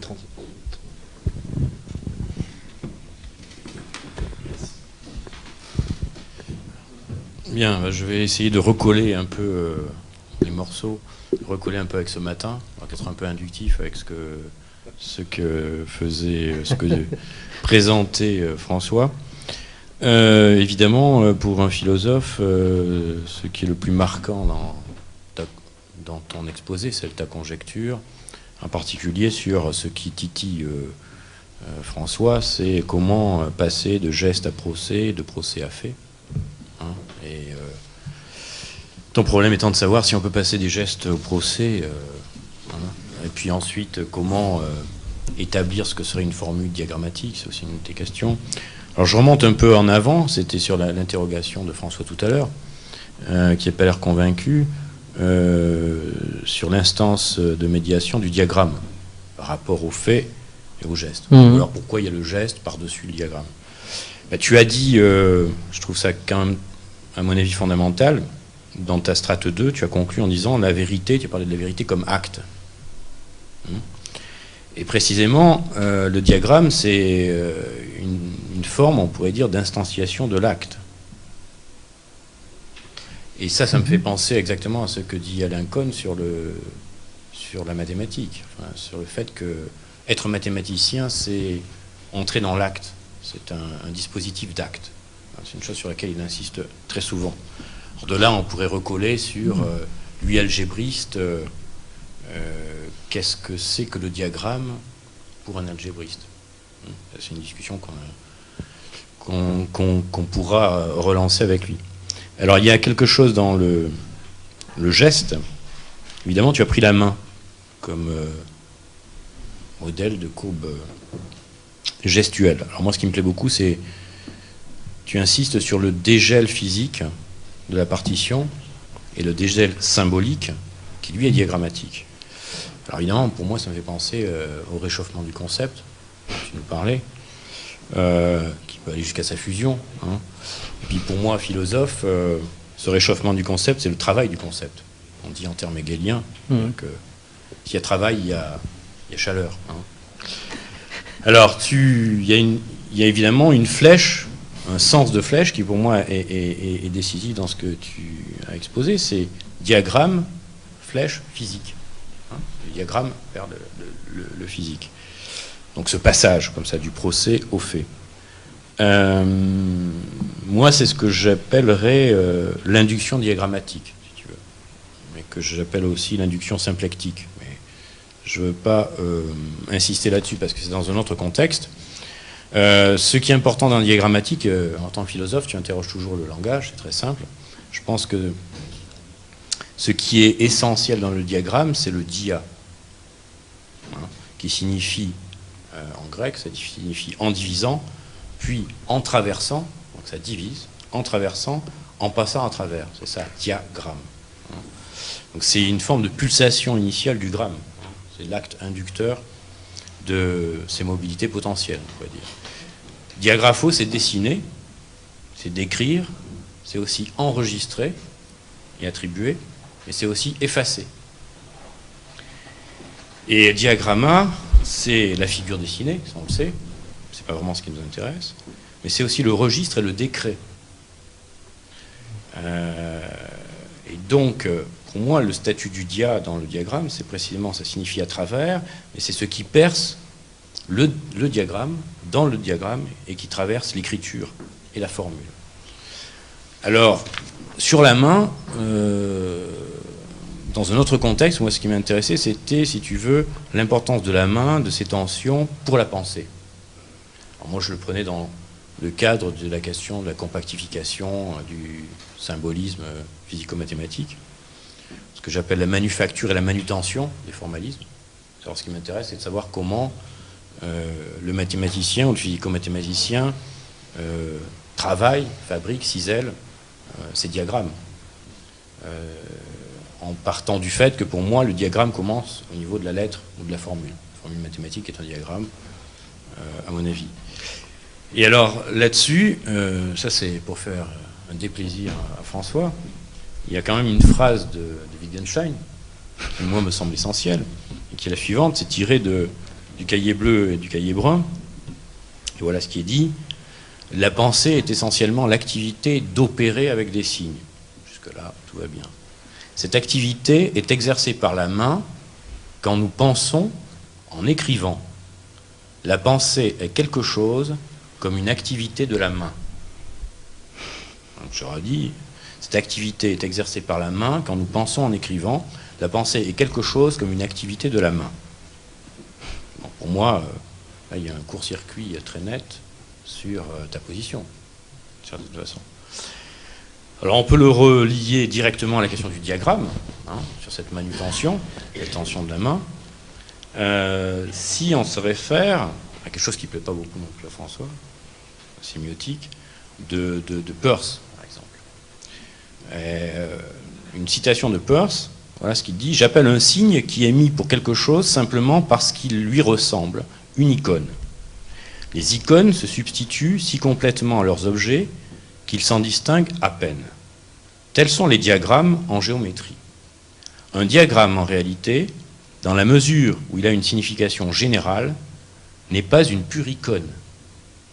Mais au cours de nos raisonnements, nous oublions en grande partie son caractère abstrait, et le diagramme est pour nous la chose même. » Hein ? On pourrait y voir du passage entre ton instance du procès au fait, et puis évidemment remonter du geste au fait. Il dit encore, une icône est un signe qui posséderait le caractère qui le rend signifiant, même si son objet n'existait pas. Exemple, un trait au crayon représentant une ligne géométrique. Donc, et je passe sur une autre citation de Wittgenstein qui dit I think with my pen, je pense avec ma plume, mon stylo, etc. Donc, si tu veux, moi, j'y retrouve beaucoup d'échos. En même temps, j'essaie de voir ce qui fait que, pour François, il y a un obstacle à voir comme une instance de trop, les gestes. Alors, moi, ce que je sens, ce que je vois, c'est que tu as quand même défini les gestes comme étant le lieu du faire et du mouvement, l'enjeu du mobile, comme dirait Châtelet. Et donc on pourrait peut-être penser que pour toi, le geste est du côté certes des générateurs d'actes. Ces actes sont assumés comme vérité dans l'instanciation diagrammatique, et on rejoint ensuite la question du monde des faits. Donc voilà, en gros, ce qui moi me titille au niveau philosophique et diagrammatique. Et je pense que c'est pas un hasard que tu formalises la main comme lieu, presque comme du geste, comme tel. Et je pense qu'on peut faire ces ponts et ces passages entre la main, le diagramme et les faits. Je sais pas, ça répond certainement pas aux objections de François. Non, enfin, non, ça, à dire vrai, ça renvoie encore plus à une autre objection que je ferais, qui est que, on en a déjà discuté, mais je veux simplement la refaire, pas pour qui est que je ne crois pas du tout que la partition, ça soit des neumes congelés. Ça, là. Je connais l'histoire, bien sûr, de l'écriture. Non, mais je veux dire, c'est pas simplement une objection mais c'est toujours la même affaire. C'est-à-dire que il n'est pas vrai que le geste soit un dégel de la partition, ce qui suppose que ça a été déjà congelé, quand même, puisque tu parles de dégel. Bon. C'est quand même une difficulté supplémentaire, parce que moi je crois que la partition c'est une structure qui vient des neumes, mais qui n'a plus rien à voir avec les neumes. C'est-à-dire que les neumes, en gros, c'était une problématique de tablature, donc effectivement quelque chose qui congelait des gestes, d'accord, tablature c'est ça, mais que précisément la musique s'est dotée d'une écriture lorsqu'elle a décollé son principe d'écriture, de note, d'un principe de notation en tablature. Donc ça devient simplement comme une manière de noter, c'est comme dans ta courbe, on va dire, quand tu avais ta courbe symbolique, tu vas noter un certain nombre de points singuliers, et puis après tu vas faire des opérateurs sur tes points singuliers, et tu as perdu complètement la question. L'écriture musicale, c'est comme ça. Donc la question, comment dire, c'est parce que ça a à voir avec, dans le 3, mais c'est pas que j'ai des objections en soi sur le 3, j'essaye simplement, le 3, j'entends les gestes, le procès, les faits, c'est pas, j'essaye de comprendre la dynamique de pensée, parce que c'est un élément un peu nouveau, me semble-t-il, de ce que tu as présenté par rapport à ce que tu as présenté il y a un mois. Ce que j'arrive pas bien à voir, c'est dans le procès lui-même, il me semblait que le procès lui-même était un geste, somme toute. Enfin, je n'arrive pas bien à saisir la distinction, parce que est-ce que ce que tu appelles procès à ce moment-là, c'est finalement une sorte de dépôt, la structure de ton geste, encore une fois, les points nodaux de ton geste, d'une manière, mais auquel cas on pourrait le considérer comme étant déjà de l'ordre d'un certain fait. Enfin, parce qu'il me semblait que le procès était déjà quelque chose, une catégorie dynamique, et donc c'est pas un fait. Moi, ce que j'en entends, c'est pas un fait, c'est un déictique, c'est plutôt la c'est flèche. Ça, on renvoie tout le temps de A à B, non? C'est ça le problème, c'est pas un fait. C'est justement ce qui déconstruit le fait. Oui, mais donc, en quoi est-ce différent d'un geste? C'est le geste qui va de A à B. En quoi est-ce fondamentalement différent du geste que tu introduis après? En quoi le procès n'est pas déjà un geste? C'est ça, c'est ce qui diagrammatise le geste, si tu veux. Oui, mais ça, est-ce que tu ne veux pas dire que la diagrammatisation de ton geste est une manière de le constituer en fait? Parce qu'un geste, somme toute, ça peut être aussi très bien un fait. Je veux dire, il y a. Tu dis Wittgenstein, c'est ce dont il y a. Ce qui est le cas. Ben, un geste, c'est aussi ce dont il peut y avoir cas. Je ne vois pas la difficulté intrinsèque à ce qu'un geste, ça soit ce dont il y a cas. Ouais, je veux dire, tu donnes un coup de poing à quelqu'un, c'est ce dont il y a cas, puis après tu passes en tribunal. Tu comprends? Non, c'est sa blessure qui est le cas. Ah ben non, justement. Si. Ah non, Et si. non, ça c'est le cas pour le médecin, mais le cas pour le tribunal, c'est le point que tu lui as filé dans la gueule. C'est pas. Alors après, c'est parce qu'il y a des. Il y a des objets. Non, mais tu vois ce que je veux dire. Un geste, c'est ce dont il y a cas aussi. C'est ça que je veux dire. La preuve, c'est que tu nous as décrit Cécile Taylor qui se balade, etc. Et puis à un moment donné, il fait un geste particulier. Après, c'est le fait juridique. Non, là-dessus. Non, mais musicalement, quand tu nous as décrit Cécile Taylor, quand il vient mettre son doigt, c'est un geste, c'est ce dont il y a cas. Donc tu vois bien qu'on est. Voilà. Mais non. Je voulais te donner raison parce que tu disais qu'il y a cette trace sonore, n'est-ce pas? Alors la trace sonore, c'est le seul son qu'il fait à la fin de ce film. C'est ça le fait. Et je voulais dire que le fait est complètement irrélevant dans toute cette histoire. Il y a beaucoup d'autres choses qui entrent. Bon. Donc ce type de fait. Hein. Oui, mais donc c'est quand même. Enfin voilà, c'est moi ma difficulté. Pourquoi tu dis que le faire est déjà un fait?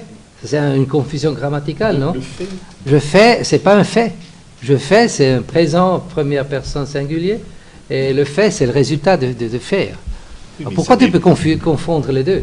Ben non, mais parce que ça dépend à quelle strate, tu vois, c'est comme dans les types, la théorie des types chez Russell, ça dépend à quel niveau tu te situes. Ça veut dire que tu as une espèce d'ontologie implicite qui va faire que certains, tu vas les classer comme faits et pas d'autres, mais tu peux très bien dire que je fais, c'est un fait que je fais. Enfin, tu vois, dans le langage, c'est évident. C'est un fait que je déclare. Je déclare ceci, c'est un fait aussi, etc. Donc, tu vois bien que tu as... C'est pour ça que je n'arrive pas bien à... J'ai l'impression qu'il y a des axiomes implicites, voilà. Mais non, au tribunal, tu discutes jamais, je lui donne un point. Tu discutes un cinéma, quelque chose qui est au passé, je lui ai donné, c'est un fait du passé. C'est quelque chose qui est gelé dans l'histoire. Donc, c'est pas je fais. Je trouve que vraiment, là, il faut être déictique. Il faut vraiment distinguer entre ce qui est lexical et ce qui est existentiel, je trouve. Oui, mais alors ça, c'est une autre objection. Moi, je te fais, ce qui me gêne quand même, c'est d'avoir le langage comme norme, si tu veux, de ta structuration. Ça, c'est vraiment un problème. Alors, on retombe sur Wittgenstein, évidemment.